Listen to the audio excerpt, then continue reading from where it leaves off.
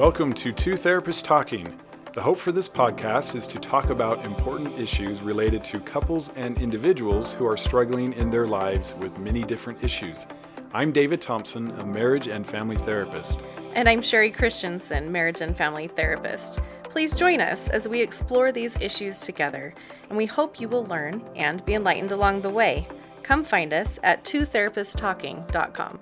If you like what you're hearing, please get on and rate us and subscribe to the podcast. Welcome back to Two Therapists Talking. I'm Sherie. And I'm David. We've been talking about what we were going to do for our next episode. And so far in this process, we have discussed a lot about couple things. What are we doing as a couple? We're talking about empathy skills. We're talking about trust discussions. And so today we want to focus on some individual work. What you're going to do individually in your recovery process, whether that is from the addiction or whether that is from the betrayal. One of the things I tell my clients a lot is a lot of the stuff you're going to be doing is going to look the same. Right. It's the same stuff. And I think a good way to introduce this, and something else that I talk about with my clients a lot, is sometimes we get in this framework of, oh my goodness, I've been betrayed, I'm so hurt, or I'm in this addiction and I've got to figure out my life, and now I'm going to have to do these things for forever. Right. I'm going to have to do quote unquote recovery for forever. And it doesn't sound very fun. Yes, it doesn't sound very fun. It sounds like a big weight and a big burden. And in reality, all the things we're going to be talking about today, as well as, frankly, the things that we've been discussing before, having, daily conversations with your spouse, learning about how to do empathy and all of that. These are just healthy living things. These are people who have really got it put together, and they really are doing well at their life and they're successful in their lives, are doing these things. Right. On a daily basis. It is a habit and process. So as we talk about what we're going to discuss as quote unquote dailies, that's what this is about. This is about changing your life. And that's a big focus that David likes to talk about with his clients, is that changing your life concept. Yeah, for sure. I think if you are in an addiction recovery process, it's easier to say, yeah, I probably need to make some big life changes because look at where I'm at. Yes. And which is sometimes a benefit to say, it is. I don't get a choice, right? Someone else can kind of mess up and, sort of dabble in making some changes, but I don't get that choice anymore. And that can be helpful. It can definitely be helpful. And it can be hard for the spouse who feels like this wasn't anything that they did wrong, but now they need to change their life as well. Mm-hmm. But it's a really good approach to becoming your highest and best self, where I've learned through this process that we're just not as good at loving as we think we are. Mm-hmm. And this process of daily is self-love. It's really taking good care of you, and everybody needs it. And so whether you're coming in because you made the mess or you're coming in because you're part of the mess, somebody close to you made the mess, either way, it's a really good thing to learn how to love better. And I don't mean you don't love someone. I mean, we can love someone and not be very good at loving them. Yes. Because those are two different things. And so this self-care, these dailies are the way that we love and love better. And I tell my clients all the time, if you want to change your life, you have to change your lifestyle. So there's this idea, right, that we'll hear a really good talk, or we'll read a really good book, or we'll attend a weekend retreat. We'll do something like that, and it's awesome. We come back and we are just thrilled, and you know what I'm talking about. We are really highly motivated. This is so great. Nothing's ever going to be the same, and this is really good. But if there's not a behavioral change, if you don't start doing something different consistently, nothing will change. All this great insight goes to waste. And it's not that you didn't have good intentions, but we just find that we're just creatures of habit. And We're very simple, actually, and unless something looks different every day, day to day, because of whatever we read or heard or listened to or attended, nothing really will change. And it's all just very short term. And in a week and in a month, certainly, we're right back where we were going, I just don't know what to do. And we forget all these insights we've received. Yeah. So the dailies is a way to say, okay, we know that something has to be consistent. We know we need to be committed, but how do we put it together? How do we approach this where it's easier to understand and makes sense? What do we why? do? Yeah, what do we do? What are the important things that we need to do in that dailies process? Yes, so however you find yourself here, hopefully you're not too upset about this task of learning to love better, which I really believe is kind of the purpose of life anyway. And that starts with you. Yeah. Yeah. And the way I approach this with my clients is we talk about dailies as connection. How are you going to increase connection? Which goes right along with what David's saying with loving better. You're loving yourself. You're loving, you're reaching out to those connected spaces in your life, those relationships, yourself, all of that. And so when we talk about and start formatting, okay, what are the dailies that you need for your life? I talk about that in terms of connection. Which is awesome. I love it. Connection. Yeah. And don't be disappointed. Don't be upset if by looking at what you're currently doing or how life has been, you find that you just aren't very good at it or as good as you thought you were. It's this weird concept. We put so much time into maybe practicing sports or a musical instrument or learning a profession. We go to class and we spend hours and hours and hours learning something. But how much of that is focused on learning how to love better? We just all assume, we've heard it our whole life, well, you should be loving. And we just think we're good at it. Why would we be good at it? And then, really, and then you consider how you were raised and some of the hard things you've gone through and how for many of us, we didn't have this really loving example.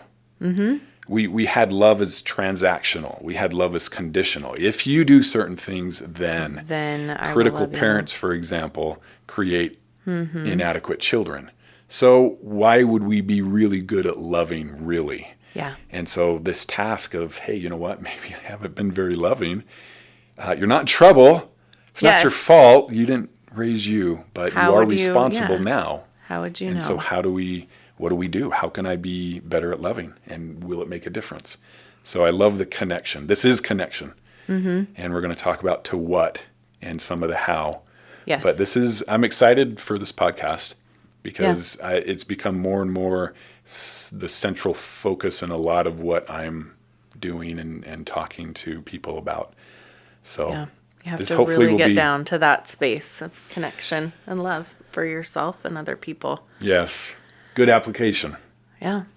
So the ways that we look at this are that you want to improve your connection, improve your connection to God or the spiritual aspect, a higher being, something greater than yourself. You want to increase your connection and love of yourself and connection to recovery or study in some way, this improvement in understanding where you are, whether if you're the betrayed partner, understanding where you are, maybe understanding where your spouse is, and vice versa, being able to do the work to process, to study, and all of that. So some type of recovery connection, and then connection to others. And this has to be a deliberate process. This can't be, oh, well, I did talk to somebody, so I can check that. And not even on purpose. Yes. I happened to run into someone in the hall and we had, a 5-minute conversation. It was great. So I can check off that other box that I've connected with other people today. This is a very deliberate process. And as we go through the types of things that can fit under each of these categories, I really like David has some very specific things that this is where you start in that process of connection. So as we go through some of these, you can think about what fits in these categories. Where do I want to start? And as we discuss this, you'll hear, some of David's like, these are the 100%, and some of these are my 100%. This is where you have to start. But then anytime that you're increasing those things, you're going to build that connection. And that's really at the core of life, right? Right. We have this balance between being independent and responsible for ourselves. This is what I say every day. Healthy living is balanced living. So you have this concept of needing to be that independent, taking care of yourself, being responsible for your life. I need to be the one making these changes in my life, and I need to be able to live in that space. And then on the other end, there's connection. And that is what is the core foundation of real, true happiness and joy, is having relationship. And so balancing those together is where we need to be. So anytime that you're really connecting with yourself, with other people, with God, you're building relationship, you're building that vulnerability. Then that hits, Brene Brown's, all of that she's developed that is now running wild, and everyone is so excited about, because they're recognizing the validity of that and the vulnerability that comes and the connection that comes. It improves your life. Yeah. And I like, this idea of doing it intentionally. This cannot be on accident. You have to commit and be consistent. You have to live deliberately on purpose. There is no other way. And for some, that's like, oh, dang, because now I'm not going to do as much of some other stuff. And yes, the checking out behaviors. We tend to spend a lot of time in downtime, which look, downtime is necessary. Everybody's got to just disconnect and rest. But 2-3 hours on Netflix, probably, I mean, you'll hear this over and over, hopefully in here. Facebook, Xbox. Facebook, PlayStation 4, whatever. You do need downtime. We just have to find this balance, like Sherry's talking about. And I love this concept of balance. M. Scott Peck, who wrote The Road Less Traveled, talks about discipline is the way out of your problems. And one of the 4 is balancing. And it's just so important to be able to balance. So you have an advantage. Now you know the things that are going to bring everything you want into your life. And you can see that either as, oh, this is stuff I got to do like all the time, or you can see it like knowing I have an advantage and I can schedule my day around these really important things. And then I make sure that I'm always full, in a sense. There's always going to be gas in the tank. And you'll find lots of secondary fallout from that. More patience, not as critical, all sorts of things, because you're doing so much to take care of you. And you'll notice it. I mean, it can change everything. Yeah.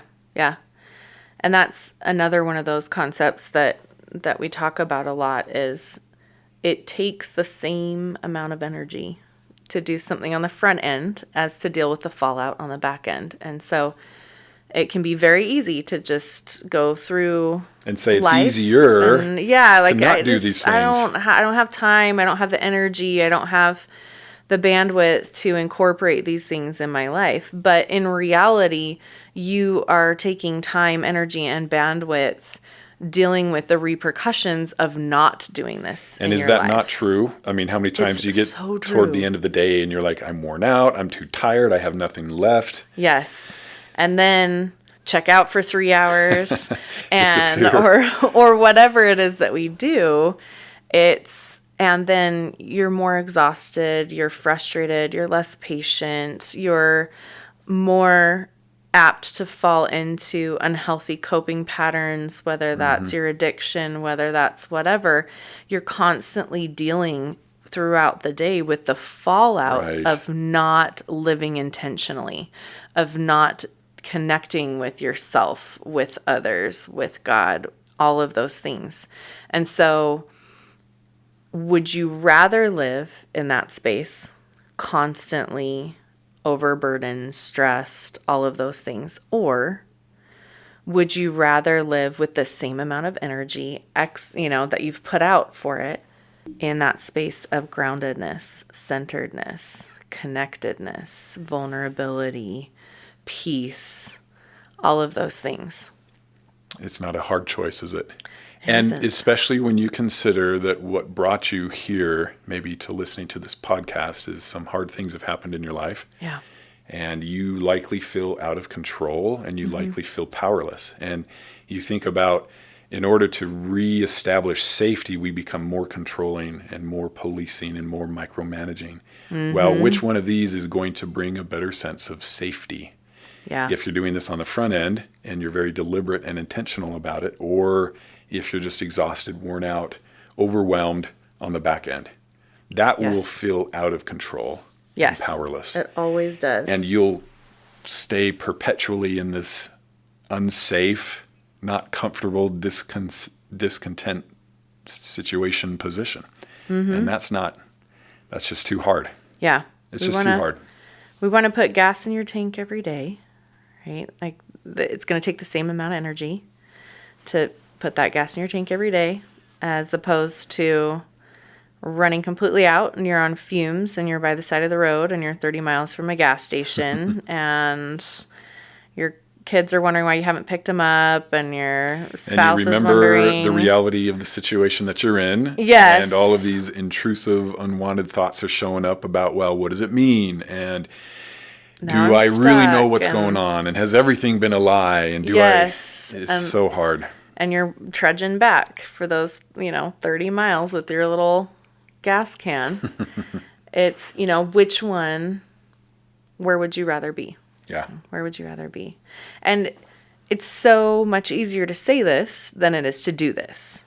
And We that, recognize I think, that. yes, is important. In fact, literally on the way over to record this podcast, I was thinking, man, I have not been as intentional recently. And I can feel it, and I don't like that. What do I need to do to be a little more intentional? Where have I just kind of let life slip just a little bit because, I'll just get to that. Or, it's not that big of a deal to not do X, Y, or Z today. And then it's just so easy to make those exceptions. And then, you find yourself in a place where you're like, I'm less at peace. I'm less grounded. I'm less happy. So what do I need to do? Where do I need to live more intentionally and plan? And just a word of caution for all you perfectionists out there. Don't use this as one more reason to beat yourself up. Yes. I really hope that we start to see things less in terms of good or bad or right or wrong, but really in terms of more or less effective. And Yes. it's less effective for this to be one more rock in your shame bucket of I've been trying to do this. I've been trying to be consistent. I'm not. Just forget it. I can't do it. It's too hard. It's too much. No. You have to stay detached and take the perspective that you're really doing the best you can with what Yeah. you have. And You're just shifting. loving kindness time. towards you or nothing. Don't use this as one more thing that I'm not doing and I feel bad about. Yes. I love, and David said it once already, but I love his little phrase, you're not in trouble. You're not in trouble if you haven't done this either ever, or you're working on this and you get to the end of the week and you're like, I just didn't do very well. What do I do? No judgment allowed. That's a big one. Yes. We got to get out of that. Yeah. It's just shifting. Yep. It's just turning back to, okay, well, we're just noticing. We're going to come back to that. So, as we get started here, those are all just really important things to keep in mind. Now that you're convinced, Yeah. 100%, dailies are a good thing. Let's get a little more specific on them. Yeah. So this first one is that connection to the spiritual, God, spiritual, greater, good, higher being, however it is that you would like to see that, where you'd like to connect with that. That's that first step. And there are a lot of different things that can fit in this category. And as we go through these, you'll notice that a lot of things can fit into more than one category. Definitely. And again, that just is indicative of that healthy living, that wholeness and balance in your life.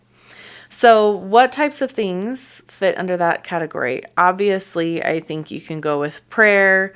You can go with some type of religious reading, those kinds of things. But other things can fit into that category as well. Journaling can certainly fit into that category.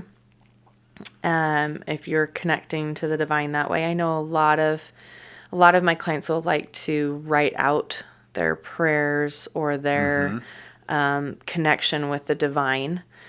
Meditation, I think, can also connect us to a greater sense of being and those kinds. Yoga is if you actually get into, you're just power yogaing, trying to sweat, but when you really get into the theory of it and that deep connected space, that is a very big part of yoga, is that connection with others, connection with something greater than yourself. So a lot of different things can fit in that category. And just think about, as I think about relationship with divine, relationship with all of that, it's just like any other relationship. Are you putting something into it? Are you expecting to get something out of it without putting something into it? What are you doing on your end? What are you doing to notice? Gratitude journals, or, having moments of, sitting down and looking at what you're thankful for and what's been coming into your life that you're connecting with. All of those things are really great ways to connect to the divine as well. And I love it. Gratitude's a big one. Yeah, and there's a million benefits to that, right? And nature is a big one. Spending time in nature. There's just a sense of you are worth it. You're lovable. You matter. And that brings me around to why this is maybe number one. If what we're trying to accomplish overall is increasing your sense of self-worth, which is something that I say over and over again. And being your best self. Being your best self, you have to feel unconditional love and acceptance. And unfortunately, a lot of the people in our lives, we don't really get a lot of that. And that's, again, not intentionally I'm trying to punish you or something. We're just doing the best we can, and we don't really understand what love really is. We're not very good at it, right? So your higher power ideally is unchanging and is consistently accepting and loving. And there might be some work that needs done on seeing your higher power in that light. Yeah. And often what I'll say if you're religious or Christian is to go through the New Testament, just the Gospels, and just see how much Jesus did that was loving, because there was so much that was loving. And it's hard to go through that and think that God is this punitive, stuck on the little things and the rules. Yeah, we're not really there, present all the time. One of the things that I'll have my clients do is, so tell me the God you want to believe in. Like if you could create, you could create the God you want to believe in, who would that look like? What would that look like? And, that's a homework assignment. I do a lot with them. And I really haven't had someone come back with crazy out there, really odd things, right? You come back with the God that I would believe in would love me, would always be there, would be someone I could rely on. And then, it's these fundamental core connective relationship pieces. And then we say, okay, let's pick this one. Yep. Let's pick this one and have that be the person that you're connecting with, or the being that you're connecting with. And that's important. We have to have that sense of belonging. And it can't be dependent on the people around us who will all let us down. Yeah. And again, not intentionally, they just will. Yeah. And so that higher power piece is a really good start. That's the foundation. Yeah. Yep. And we can probably talk about that a lot. I think all of these things. Yep. We can kind of get into specifics and how to reconnect and all of that. So, but we're going to try to move through this a little more quickly. So that second one is connection to self. That's self-love, that's taking care of your own needs and being responsible for your own needs. And we can talk about that a lot and how our culture really shifts us away from that. And it's other people's responsibility to take care of you, Right. and it's your responsibility to take care of other people's And if you're stuff. not happy, you and need to find who yes, or what. yes, is going to fix that for you instead of being responsible to find that grounding, centered, peaceful space in yourself. So connection to self, a lot of things fit in this category. And a lot of the things are dailies that David has that are these. This is where he starts. Like, these are the ones that you have to start with. And so some of those are, I'll just let you talk about some of your essentials that you have people start with, which I love. Yeah, so this idea, right, of balance, we are spiritual beings, we are physical beings, we're made up of parts that come together. So I always ask that my clients will exercise, because we need a physical component to this self-care or self-love. But maybe not the way you're thinking exercise. Right. I don't mean you're training for a triathlon. Nothing like that. And this can be as simple as you're taking a walk. Like, not even like a long or far walk. You're just moving your body. Move your body. This is a way of self-respecting, self-honoring you and the different parts that you have. And so I love the exercise idea, and it should push you a little bit, whatever that means, whatever that looks like.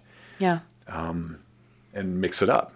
So some of this daily time, hopefully, is exercise, something physical. And that can even be accomplished. Sherry's talked about yoga, where you do a couple of different things. And yoga also, connects to this higher power spiritual element. But exercise absolutely can as well. You think about taking a walk in nature, for example. You're doing multiple things with that. Even I think can connect with recovery things. If you're doing something to try to work on your own recovery, if you are in a really bad place, moving your body helps to move the emotions, to move the triggers through and out, and get you to more of a grounded space. You probably heard Tony Robbins use this a lot, that motion creates emotion. Yeah. And sometimes you just got to move. Yes. Which is true. And when you do it, you feel better, right? Can we not think about, I didn't really want to do this thing. Maybe I was on some fitness plan or whatever. And I did it. And when I was done, I felt good. And if, for example, you start your day with this, the rest of the day just feels better. Yeah. Yeah. I think we can all attest to that. Which, by the way, I think timing does matter when you do your dailies. And I recommend the morning. Yeah. You tend to be able to have some alone time, whereas like at night, for example, putting kids to bed, things can be chaotic and hectic, and now your spouse is involved and maybe they didn't have a good day. So just a little more challenging, and your batteries are low. I mean, it's just been all day. We know willpower starts well. It's just like a cell phone. And by the end of the day, you could be pretty low. So mornings tend to work well for this. Yeah. So exercise, that's a big one. The next one that I talk a lot about, and I know Sherie has a lot to say about this too, but I could almost say this is maybe the single most important thing. Yeah. Hard to identify, and it doesn't matter sure. anyway, but this mindfulness meditation component. Yes. Which, let me just give a plug for this. So we've done a lot of study and a lot of research on the brain, especially recently, and we found that certain things absolutely create brain damage. Things like PTSD, things like addiction, just chronic or even acute depression can change your brain structure. Yeah. And your brain can become damaged. It can actually shrink. Some pretty crazy findings. Yeah. Well, I know that sounds awesome, right? Guys coming in here and they've been in addiction for years and years. And it's like, yeah, your brain probably is smaller. Yeah. And when we hook up a normal person's brain who's maybe not in addiction with this to someone who is, and measure what happens in their brain with the very same stimulus, it's pretty fascinating how the person in addiction, their brain doesn't respond the same. Yeah. In fact, it hardly responds at all. There's less blood flow in the frontal lobes. There's less color showing up. And the frontal lobes, by the way, is where your higher order thinking and reasoning come into play. Well, guess what? We've discovered that mindfulness and meditation actually rebuilds gray matter in your brain, which is pretty amazing. I mean, if a medication did what mindfulness and meditation does, we would all be on it. Yes. And they would probably be the biggest company in the world. Yeah, exactly. So pretty And I amazing think stuff. Really, this is definitely going to end up being a podcast that we do, or an episode that we do separate, talking about mindfulness and meditation. So we're just going to touch lightly. briefly on these things. But understand that this is critical, and getting up to 20 minutes a day is really important. And you can do that in a million different ways. And again, that's going to be a separate episode where we talk about how to do that. Oftentimes, focusing on your breathing is a big part of that, focusing on being in your body and being present. But a really easy way to get started with that I'll have clients do is to just get a couple of free apps. There's a million ones out there as this research is coming out. It's a lot more popular, and so you can get some free content on different apps. Something where you're doing a guided meditation, that's often a way to ease into this process, is just to have someone else's voice telling you, okay, notice this, focus on this. And again, this is a huge topic that we'll definitely spend a lot more time on, but we want to throw that out there. Okay, your third one is study. And study's kind of wide open, right? Yeah. Study will hit a lot of these when we're talking connection to God or your higher power, connection to self, connection to recovery and a recovery process, and connection to others. Study touches all of those. Mm-hmm. And so study, again, not necessarily just on any one of those. It doesn't have to be just, let's say, scriptures or a spiritual book. It can be books on recovery. It can be Brene Brown things. It can be study anything that will help you to learn more about you, learn more about love, learn more about others, is going to be beneficial. And so this is pretty wide open. And what I'll say is, like, exercise 20 minutes, mindfulness, getting to where it's 20 minutes, and then study like around 20 minutes. And so all of this total, here's the hard part. One of the hard parts. I limit it to just the hard part. You're going to take like an hour out of your day, hopefully, ideally, to just focus on you. And you can work up to that. That's okay.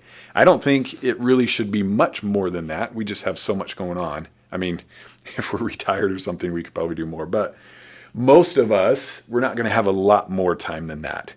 But ideally, you're saying, I love me enough and I can focus on me enough that I'm going to set this time aside. And it's sort of sacred time. Yeah. I can't let other things interrupt this time. And as I do my exercise, as I practice and get better at mindfulness and meditation, as I study, and that's the foundation, the rest of my day will be different, like what we talked about in the beginning. You're going to pay for it either way. The time and effort has to go into this either way. It's either front end or back end, where back end you're more overwhelmed and feeling out of control and probably won't be loving, which again, this is what we're trying to do. To self or others. To self or others. Right. Yeah. Yeah. So having that time that you're putting, you are worth your time. You're worth your energy. You are worth the effort to take up space and doing and being. Which you may resist. Often is what happens in the beginning. Kind of like, I'm not allowed to have my own time like this. Like I'm taking from something I need to be doing. Yeah. Which is kind of funny when you think about, of all the things you could be doing, what's the most important? If you don't take care of you, what are you bringing? How are you showing up for the people in your lives if you're not taking care of you? Yeah, if there's no water in your pitcher, how are you pouring that into the little cups of your kids and your, other people in your life? How are you able to give? You just aren't. Your spouse who maybe has revealed something pretty heavy, or they're in their own addiction recovery process, and it's almost all you can do just to be nice because they've hurt you and you're so sad and things are so hard. And so without the self-care, I don't think you can do it. I really don't. I don't see it happening very well. And the people that are doing really well, they have self-care. It just may Yes. not be called all these things we're talking about. Right. But they'll say, well, I just make sure that every day I'm doing this, and every day I Yes. have a drive, and every day so they are doing it. They've just found a way to be more effective in their schedule, and this is what we want you to do. Yeah. Yeah. So some of the other things in this process, so these things can all be under that self category, but also in some of the other categories of recovery, of spiritual, of connecting to others maybe. So that the third category. So again, there's more things under self, right? And journaling is another one that both David and I have our clients do regularly. Journaling is a big deal. I tell my clients, you come in for 1 hour a week. That's not a lot of processing time. It's not. And so that journaling every day is that ability to, it's like your therapy outside of therapy in a lot of ways, Right. because you're getting that process of getting through things and understanding where you're at and what's going on for you and all those different kinds of things. Another piece of that self is affirmations, and David has some affirmations that he has his clients do daily. I love the affirmations, and very first session I say you need to start your affirmations, and they're pretty simple, and you can change them up over time. In fact, you need to, but to start, I'll ask clients to say in the mirror, out loud, eye contact, head up, shoulders back, deep breath. I am a son or daughter of God. That's the belonging piece that's so important. My worth is 100%. I am lovable as I am. I can manage my emotions in healthy ways, and I am responsible for my happiness. It's not anyone else's job to make me happy. And when I accept that, I gain power. And so those are the affirmations that I will typically start with, but then over time, as those start feeling good, because initially they're kind of, you don't believe them, and it's like, I don't know, this is hard. I'm looking at myself. Yeah, keep doing it. But then we can change those over time. But that's a big part of, I think, the self-care. Yes. Yes. So lots of things under that self. Third category is recovery, and that can have that study aspect of it. That can have a 12-step group, possibly. That can have reaching out to, maybe you're in a group therapy setting. You have a sponsor. You're reading those things. You see all the overlap? There's so much overlap in this. There's so much overlap. Recovery can, again, look like some of the other things that we've talked about. You're really triggered and you go for a walk, you move your body, get some of those things out. Again, all the overlap. And then the other one is connecting to others. Again, that deliberate space. That could look like trust discussion with your spouse. That can look like making the the deliberate effort to maybe reach out to a friend, or maybe you call your parents, or, something where you've made some deliberate effort to connect with someone else on a level that you may not, or in a way that you may not have otherwise if you were just going through your day. And we've already talked a lot about this. If you're at this point in the podcast and maybe you've listened in order, which is fine if you haven't, episodes 4, 5, and 6, 7 are on trust discussions and empathy. And that's all about connection. Yeah. And so that others category, that's going to really help you to get out of you and become more of that loving person that we're trying to develop, where you're just better at it. You're not in big trouble that you haven't been very good at it. And it's okay to be hurt and angry and upset at things that are happening or things that have happened. But I'm pretty convinced you still want to be a loving person. And that's your power that nobody can take from you. And I really believe you will never, ever, ever regret that you chose to be a loving person. Even if something doesn't work out, it won't ever be wasted time. Yes. So that others is, well, we're built for connection. We know we are. It's what we're made for. That's really the key to life and happiness, is that connection. So, So there's our dailies. All good things. And hopefully you see how you can customize this. Yes. To fit where you're at and your time and what you have to do. However, hopefully just the concept of maybe I need to think a little bit more about how I'm taking care of me and the impact of me taking care of me on what I'm trying to accomplish and on those around me is intriguing and something that you're thinking more about. Or perhaps if you're already doing a good job of this, there might be some things in here that you want to add or try. Yeah. You don't have to start with all the things, right? And there's, of course, a million things that we haven't listed. Right. But you want that deliberate space of what do I need? And that can shift over time. Some of these suggestions, these are the ones that we feel like are basics. Yeah. Really the things to put in first. And then as you get into that space, you may notice, oh, today I just need a little bit of this, or I want to add that, or, I have this goal now. And that's all great. There's never a time when it's like, I'm only allowed to do one thing in this category or right. Yep. whatever. So looking at where can you make a change? Again, where's that behavioral change that will bring you closer to connectedness with yourself, with others, and with that spiritual entity and your recovery, which if, maybe you're listening to this and you're not in that space of addiction or betrayal, maybe that recovery is being your best self. Yeah. So we'll end where we began. If you want to change your life, you have to change your lifestyle. But this is a get to. Don't see it as like a chore or a hard thing. It's a good thing. Yeah. And you'll benefit significantly from it. We're confident. Yeah. So thanks for joining us, and we hope you tune in for the next episode. We'll see you later.